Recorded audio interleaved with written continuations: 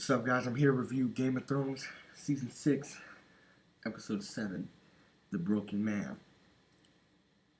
I'm so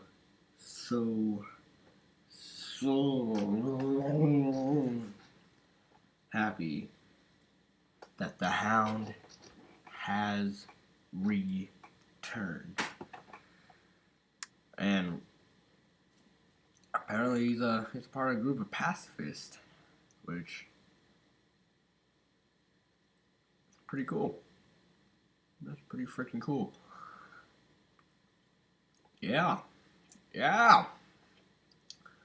Well, I think there's a sept, and I think they follow the same faith as the High Sparrow, but I think it's like a more chillaxed version of the High Sparrow.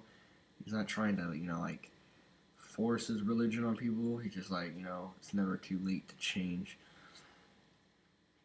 And then the Brotherhood Without Banners rides up, the Lord of Light. There's many terrors and stuff in the darkness at night, all that good stuff. And he comes with, he's out chopping wood. He comes back, and he finds that all the pacifists have been killed by the Brotherhood Without Banners. And then the Hound picks up an axe. That part's at the end of the episode, though, but I thought we should just cover the stuff with the Hound first. And that's basically symbolic, as we have the Hound back. He's picking up the sword again. He's not done with fighting. And he said to the Septon that, you're done with fighting, even if it's to protect yourself. When he says fighting is a disease, he said you can't just let yourself die. And that's what happened. And him picking up the axe is, symbolic of him not done with fighting just yet. And speaking of characters we got back Bronn.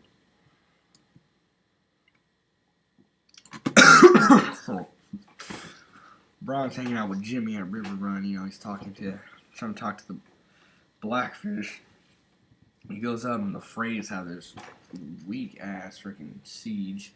What the hell it is, but he goes up. I'm in charge here, alright? So a fool only makes false threats. He's like, if I say I'm gonna hit you if you keep talking, what am I? And then he's like, I don't give a shit with you. And then Jaime just pimp slaps him, which was awesome. Jaime's awesome. I mean, besides the creepy sister thing, yeah, he's pretty cool. But it was great to have Bronn back as well. He gets those classic Bronn lines. He's like, we're gonna fuck you in the ass right now if we had been your friends. Hilarious. And then we have the Blackfish come back. Oh, hold on. They try to execute Edmure Tully, but the Blackfish just gave 0 fucks. Anyways, we got the Blackfish back, which is cool. But Jaime goes to talk to the Blackfish, and the Blackfish is just, he calls out Jaime, calls him Oathbreaker, calls him Kingslayer, calling out his past. And he says, we have 2 years worth of food in here. So you can try to starve us out, or you can storm this castle and we'll kill you and hold this castle. And you can tell he's getting to Jaime. He really is kind of getting to Jaime. And Jaime's the change man, because he didn't immediately threaten to raid, the castle. He said, we'll let you surrender, but Blackfish is stubborn and doesn't do so. I don't know really how this is gonna end for Jaime. I'm calling this though. There's gonna be a big battle. I don't want to say it, but I have a feeling that Bronn won't make it out of season 6. That's just me.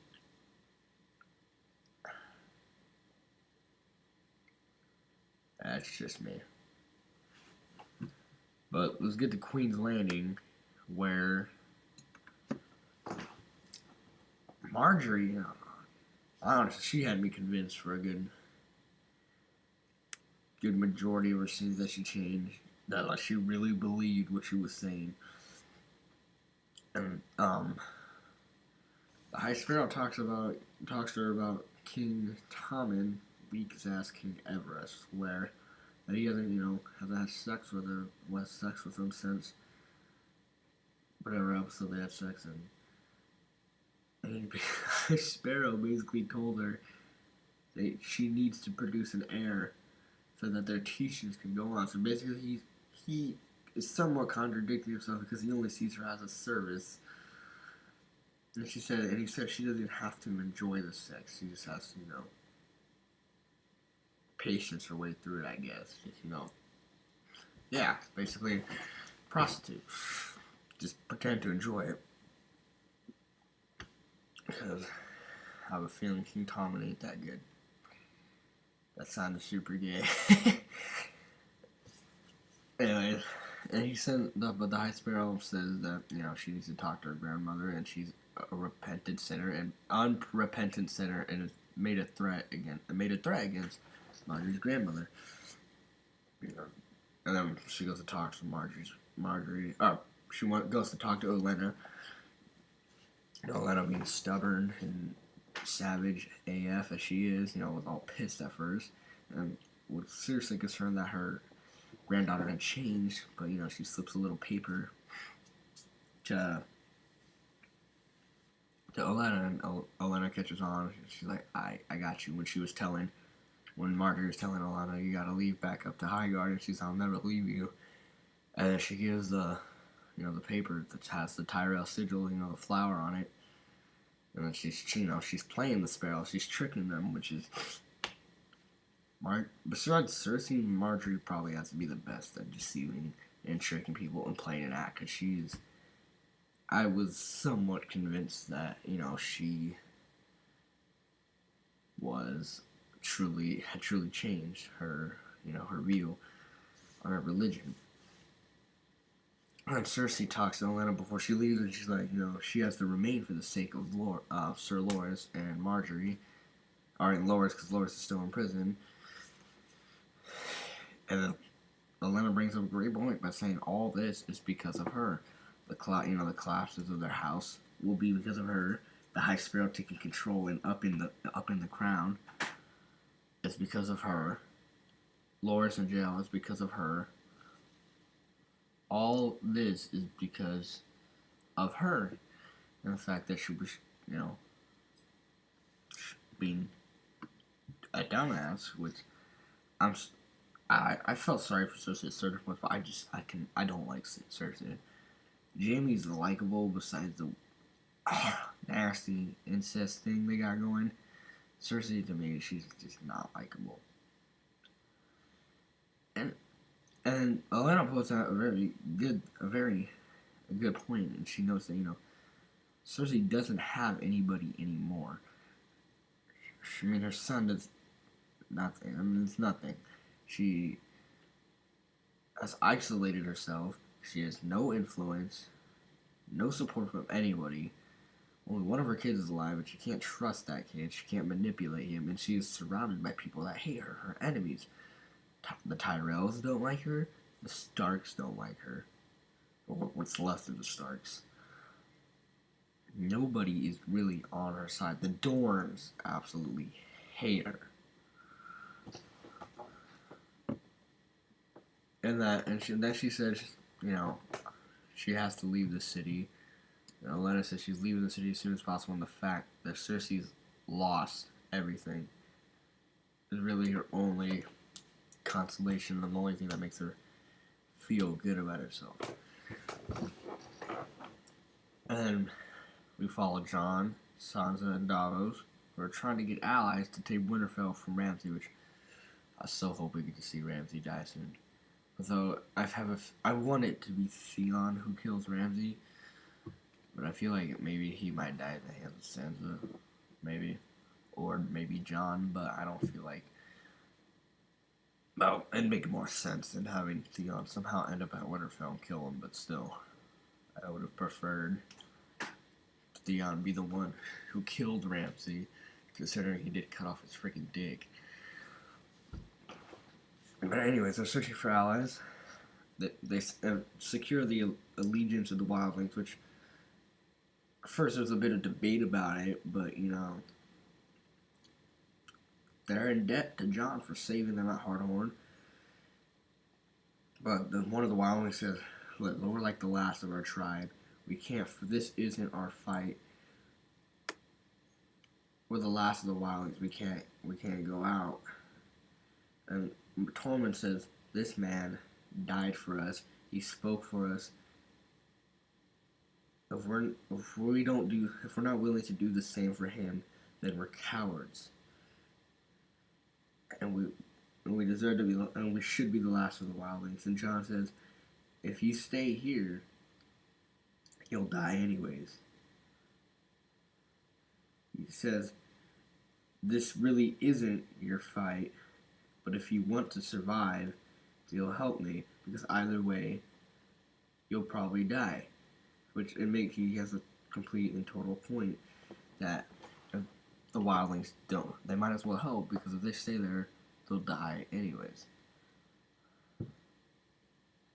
So, and then they go, they get the allegiance of House Mormon, which was hilarious, and talk to Lyanna Mormont, named after Ned Stark's sister. They get this great back and forth of why they should help them. And then by the time it's all over, they only get 62. They get 62 men, which was hilarious. It was hilarious. And she says that, it's only 62, but they fight as well as 10 men, which still doesn't amount to that much. Still maybe a few hundred, maybe a little bit over 100. Or a little over, almost 200 maybe. But it's funny. It's funny. And then they go to House Glover. And it doesn't go as well there as it did at House Mormont. And I totally understand where they're coming from. And they say they're loyal to the Starks, all that good stuff, and that they wept when Eddard Stark was killed.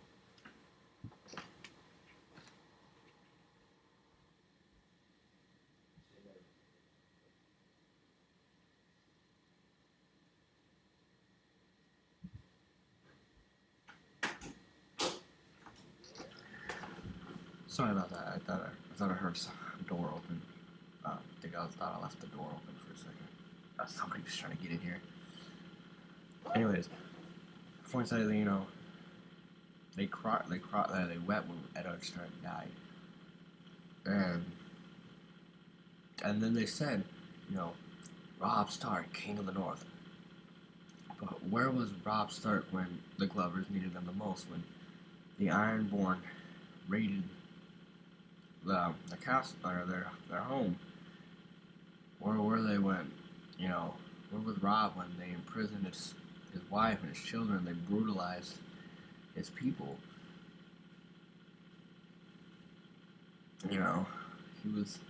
Robb was off, getting himself and the people around him killed. And Sansa tries to say, you pledged loyalty to House Stark.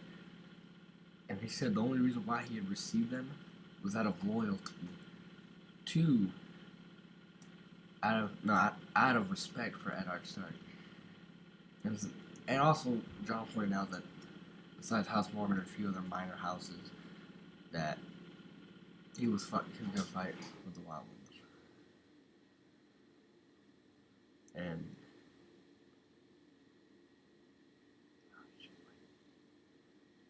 the wildlings. And Glover refused to fight besides wildlings because, for whatever reason, they hate wildlings.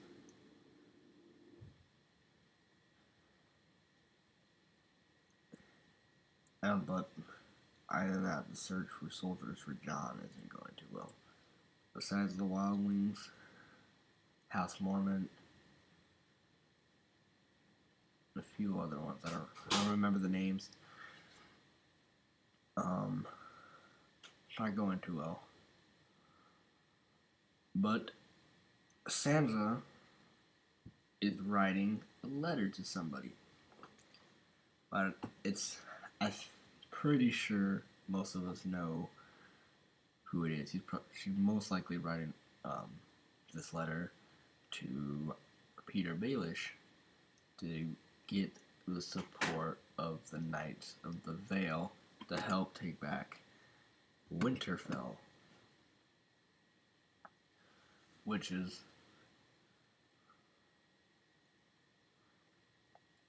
I think is gonna happen. And and they need to attack Winterfell soon before too much snow, because that's what took out Baratheon. But anyway, let's get to Volantis, where Theon and Yara are hanging out inside a brothel. Then Yara gives Theon some tough love, telling him that he needs to gain his former identity and his former self-confidence, and she's gonna have his help in retaking the Iron Islands. Because if he does not man up and take his former self, she doesn't want him there. He might as well slit his wrist and be done with it if he's not going to come back and be Theon Greyjoy again. He might as well be done. And then she tells him his plan, which I am excited for. Is that she plans to take the Iron Fleet to Marine and forge an alliance with Daenerys before Euron does. And I can't remember how many ships they sold, but when they were selling off, it looked like a good amount of ships. And then she keeps telling Theon to drink the ale, even though he doesn't want to. She tries to tell him to go. I think she tried to tell him to have sex. I don't think it's gonna be any fun anymore. She kept making fun of him for it, which messed up. And by the way, Yara likes girls, and I'm not complaining. That was a good scene. Anyways, she's like, and then Theon gets this look in his eyes, like, he's coming back again. She's like, keep drinking. This would be my last time in a short while, so I'm gonna go fuck the tits off that one. And I wish we had got to see that scene, because I feel like we see more gay sex scenes than we do lesbian sex scenes on the show. I can only really remember one. That was like the second one I can remember. And it wasn't really a sex scene, it was just making out. Because the chick that she was making out was hot. But I'm getting off track. Let's go to Bravos. So we see Arya. Finally, I thought I was the only one that was really bored by the Faceless God storyline. I thought her storyline was kind of boring. But I thought it was going to definitely get more interesting, because now Jaqen has told her, go ahead, you can kill her. Which is fucked up, because I thought, they were friends. So anyway, she's done. She's done with it. She's Arya Stark again, and she wants to get passage back to Westeros. And she's confident. She's strong. She finds this Westeros trader. He's like, how are you gonna get there? You can afford that. She throws a bag of coins. She's like, where'd you steal this from? He's like, does it matter? And then he gives her like a cot, and she's like, no, I want a cabin. And throws another one. And then she takes it back, forcing that guy to show up. Everything seems well, Arya's going back to Westeros, but we know there's somebody, and she's hanging out on a bridge, looking into the river. And as soon as you saw that old lady, she didn't even say anything. You just saw her walking up, and you knew that was her. But I don't get why. Arya should have known. The way she left off with Jaqen, and the way she, just gave it up. But somebody had to be coming for her. She had to be suspicious, especially an old lady. A creepy old lady. It's that she had to know that was somebody, or maybe she just didn't have her time to react fast enough, because she moved pretty quick, I guess. And basically, I knew that I was conflicted, because I was like, oh no, she's gonna die, no. And then I was like, why would they kill her why go through all this? Just have her die. Might as well have killed her off last episode. I would have been a good end to it. But there's something more. There's something more. It took a little off turn there, but I'm not gonna doubt it yet. Game of Thrones always has something up its sleeve. But we leave off with Arya. She's stumbling through the streets of Bravos. You know, she's wounded. She's seeing shit. And basically, the episode ends, though, with the Hound, finding all those people slaughtered. He picks up the axe, and it's the end of the episode. And then the promo shows a bunch of good stuff. Like Jaime Lannister's about to fight. Or see Brienne, saying that she's going to try to convince Blackfish to surrender, but by honor compels her, she's going to fight him. We see like there's going to be a showdown between the Mountain and the House of the Fate. And some stuff might go down with the Hound. Hopefully we get some Daenerys and Tyrion next episode. But I will be back with a review of Game of Thrones Season 6, Episode 8 next week. I enjoyed talking to you guys about this episode. It was a great episode. I give it a score of an 8.8 out of 10. It was a very good episode.